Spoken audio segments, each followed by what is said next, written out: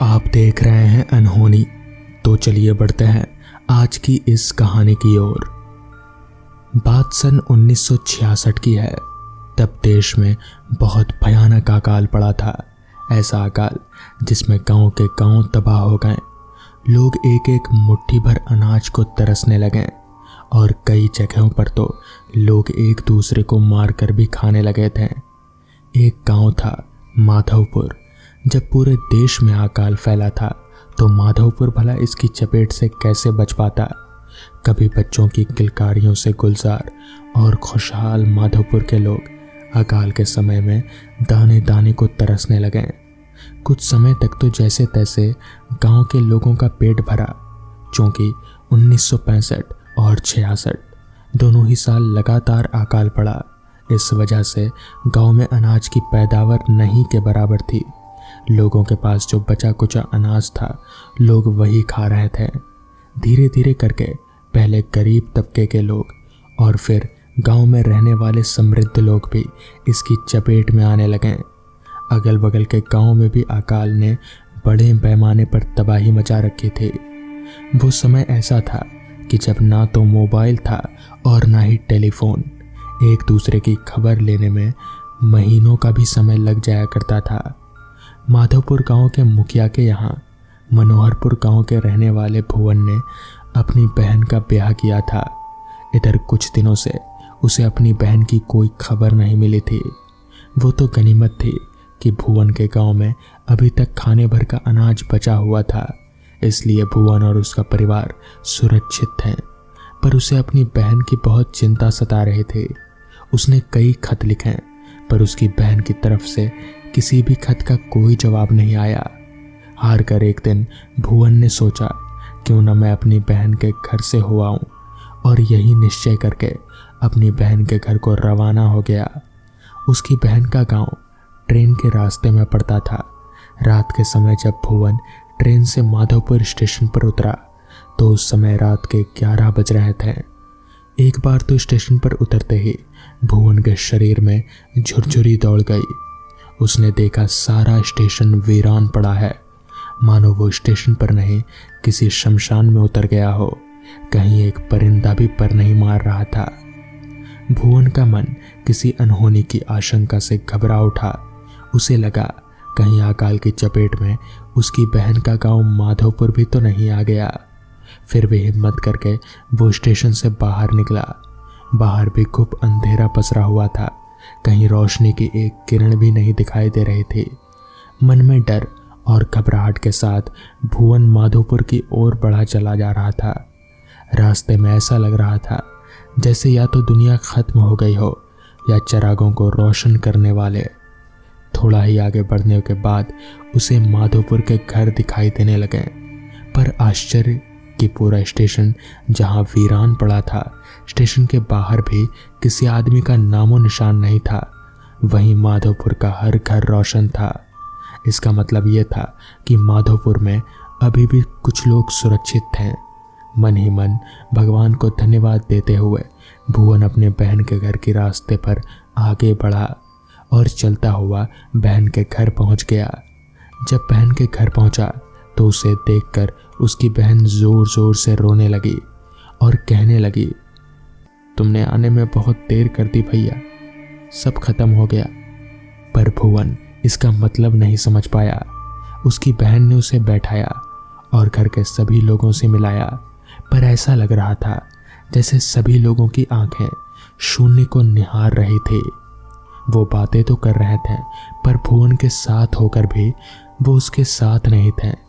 कुछ समय बातें करने के बाद उसकी बहन ने कहा, तुम इतनी रात गए आए हो, तुम्हें भूख लगी होगी, खाना खा लो। उसके लिए वो खाना निकालने लगी। उसकी बहन के घर के बाहर नींबू का एक पेड़ था। भुवन बारामदे में बैठ गया और उसकी बहन और परिवार के अन्य सदस्य उसे घेर कर बैठ गए। जाने क्यों, पर सब उसे घूर कर ललचाई नजरों से देख रहे थे। भुवन की बहन ने उसके सामने खाने की थाली रख दी, सिर्फ रोटी और नमक। अकाल के समय थाली में सब्जी की कल्पना करना बेवकूफ़ी थी। पर भुवन ने कहा, कुछ नहीं तो एक नींबू हिला दो, मैं नमक नींबू और रोटी खा लूँगा। जैसे ही भुवन ने नींबू तोड़ने की बात की, उसकी बहन ने बारामदे में बैठे बैठे अपना हाथ बढ़ाया और बारामदे के बाहर लगे नींबू के पेड़ से नींबू तोड़ लिया और भाई की थाली में रख दी। भुवन को काटो तो खून नहीं, जैसे एक ही बार में उसके शरीर का सारा खून सूख गया हो। उसने पलटकर बहन की तरफ देखा। उसकी आंखें गड्ढे में धसी हुई थी और हड्डियां बाहर निकल आई थी। उसने भुवन को खा जाने वाली नजरों से देखती हुई उसकी ओर बढ़ने लगी। घर के बाकी सदस्य भी भुवन की ओर लपक गए। भुवन ने थाली वहीं छोड़कर दौड़ना शुरू कर दिया और दौड़ते दौड़ते स्टेशन पर आकर रुका। स्टेशन पर एक ट्रेन लगी हुई थी। भुवन उसी ट्रेन में जाकर बैठ गया। जब सुबह हुई तो भुवन ट्रेन से उतरा तो उसके मन में उसकी बहन और उसके गांव वालों को लेकर एक सवाल था। भुवन ने सोचा कि एक बार वो फिर जाकर देखेगा कि जो रात में हुआ, जो कुछ भी उसने देखा, क्या वो सच था या सिर्फ उसका एक वहम। वो फिर अपनी बहन के घर के रास्ते की ओर चल दिया और रास्ते में उसने जो भी देखा उसे देखकर उसका दिल दहल गया। लगा मानो उसका कलेजा फटाएगा। माधोपुर के घरों के आगे जैसे हड्डियों के ढेर लगे थे। हर जगह कंकाल बन चुके लोग रास्ते में जहां तहां मरे पड़े थे। पूरा गांव जानवरों के लाश और आदमियों के शरीर के सागार से भरा हुआ था। अपनी नाक बंद किए हुए भुवन बहन के घर के पास पहुंचा।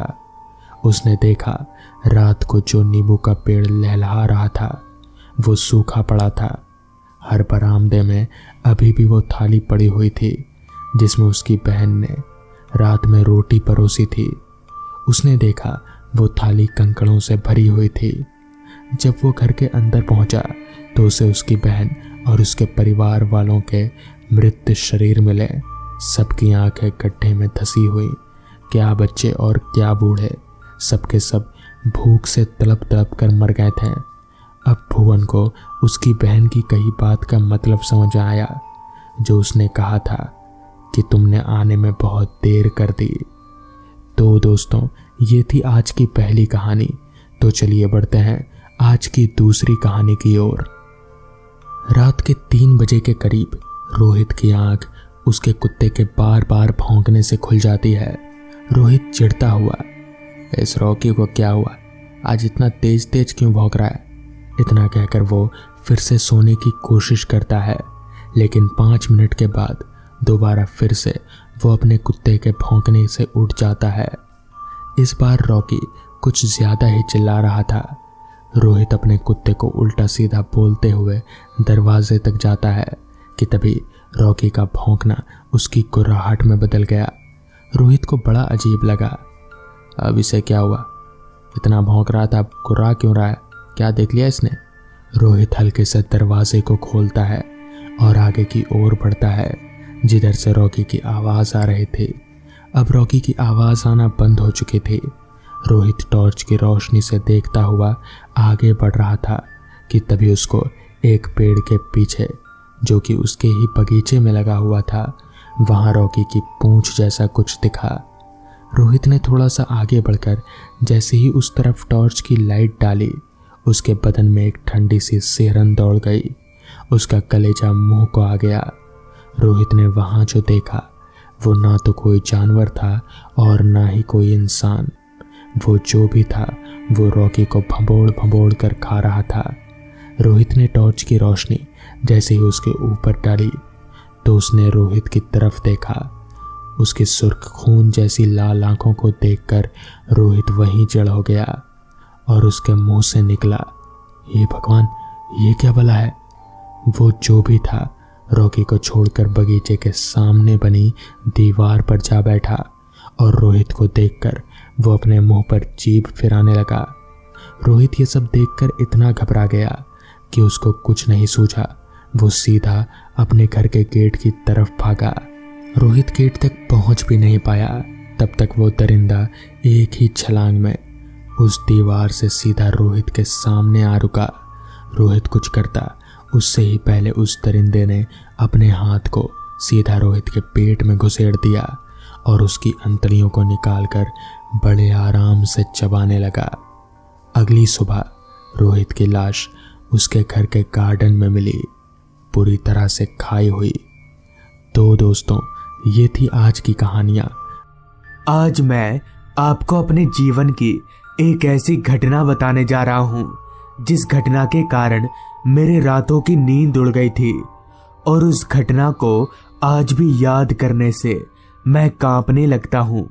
दरअसल हुआ कुछ यूं था कि उस समय मेरे पास कोई भी काम नहीं था। काम की तलाश में मैं इधर उधर काफी जगहों पर गया, मगर मुझे कहीं काम नहीं मिला, और जो इक्का दुक्का मिला भी वो भी मेरे पसंद के बाहर। तो मेरे एक दोस्त आलोक ने, जो गांव के ही हॉस्पिटल से एम्बुलेंस चलाने का काम करता है, उसने मुझसे कहा, अविनाश, तू एक काम कर, जब तक तेरी कोई अच्छी नौकरी नहीं लग जाती तब तक तू मेरे साथ काम कर। वैसे भी मुझे एम्बुलेंस लेकर काफी दूर दूर जाना पड़ता है, तू रहेगा तो मेरी थोड़ी हिम्मत भी बनेगी। आलोक की ये बात मुझे ठीक लगी। इस काम में मुझे कुछ भी नहीं करना पड़ेगा और मुझे बैठे बैठे ही पैसे मिलेंगे। ये सोचकर मैंने आलोक को हाँ बोल दिया, और अगले दिन से ही मैं आलोक के एम्बुलेंस में उसके साथ रहने लगा। 1-2 दिन तो अच्छे गुजरे, जिसके बाद एक दिन सुबह से ही हमें कोई भाड़ा नहीं मिला, और अब रात भी हो चुकी थी, जिस पर हमने घर जाने का तय किया। तो ठीक उसी समय एक आदमी चलकर हमारे पास आया और आलोक से कहा, भाई साहब, पूरनगढ़ चलोगे? इस पर हमने जब वक्त देखा तो वक्त हो रहा था रात के 9 बजे का, जिस पर आलोक ने कहा, इतनी रात को कोई इमरजेंसी कैसे क्या भाई साहब? इस पर उस आदमी ने जवाब दिया, हाँ, वो मेरे मामा जी की डेथ हो गई है और उन्हीं की डेथ बॉडी लेकर पूरनगढ़ जाना होगा। अमूमन रात के वक्त हम डेथ बॉडी लेकर काफी कम ही जाते हैं, मगर आज सुबह से ही भाड़ा ना मिलने के कारण हम चलने को तैयार हो गए, जिसके बाद हमने मिलकर पीछे वाली सीट पर डेथ बॉडी लोड किया, और वो आदमी भी उस डेथ बॉडी के बगल में बैठ गया, और हम गाड़ी स्टार्ट करके आगे बढ़ने लगे। हमारे गांव से पूरनगढ़ गांव काफी दूर था, तो हमें वहां पहुंचने में 4 घंटे का वक्त लगने वाला था। गाड़ी चलते वक्त बार बार हम पीछे उस डेथ बॉडी के पास बैठे उस आदमी के रोने की आवाज सुन पा रहे थे, जिस पर हमने उसे हिम्मत देते हुए काफी समझाया। ऐसे ही 1 घंटा गुजर गया और अब मेरी पलकें भारी होने लगी, मगर आलोक इस अंधेरे से घिरे रास्ते पर एकटक अपनी नजरें जमाकर गाड़ी चलाए जा रहा था। उसके बगल वाली सीट पर बैठा मैं अपने आप को जगाए रखने की काफी कोशिश कर रहा था, लेकिन देखते ही देखते मैं नींद के आगे हार गया, और नींद ने मुझे अपने आगोश में कब ले लिया पता ही नहीं चला। फिर मेरी आंख अचानक से खुली तो मैं चौंक गया, क्योंकि आंख खुलते ही मैंने देखा कि गाड़ी में मेरे और उस डेथ बॉडी के अलावा कोई भी नहीं है। इस दृश्य को देखकर मैं काफी हैरान हुआ। फिर जब मैंने अपनी निगाहें गाड़ी से बाहर सामने की ओर घुमाई तो मैंने देखा कि आलोक और वो आदमी गाड़ी के बाहर खड़े हैं। तो मैं भी झट से बाहर निकला और चलकर उन लोगों के पास गया और आलोक से बोला, क्या बात है, तुम लोग बाहर क्या कर रहे हो? इस पर आलोक ने कोई जवाब नहीं दिया, बस इशारे से मुझे एक पेड़ की तरफ देखने को कहा। फिर जब मैंने उस पेड़ की तरफ देखा तो मेरे होश उड़ गए। दरअसल उस पेड़ के ऊपर एक कटा हुआ सर लटक रहा था, और वो कटा हुआ सर बार बार हमें देखकर मुस्कुराए जा रहा था। मैं इस भयानक दृश्य को अब और देख नहीं सका, जिस पर मैंने चिल्लाते हुए आलोक से कहा, आलोक आलोक गाड़ी घुमा जल्दी। मेरे इतना बोलते ही हम तीनों भागकर गाड़ी में आए और गाड़ी घुमाकर वापस लौटने लगे। हम इतने डरे हुए थे कि हम चुपचाप अपनी सीट पर दुबक कर बैठे हुए थे, मगर हमारा पूरनगढ़ जाना भी बेहद ज़रूरी था। अभी मैं कुछ बोलने ही वाला था कि तभी आलोक ने कहा, एक दूसरा रास्ता है पूरनगढ़ जाने का, तो हम उधर से चलते हैं।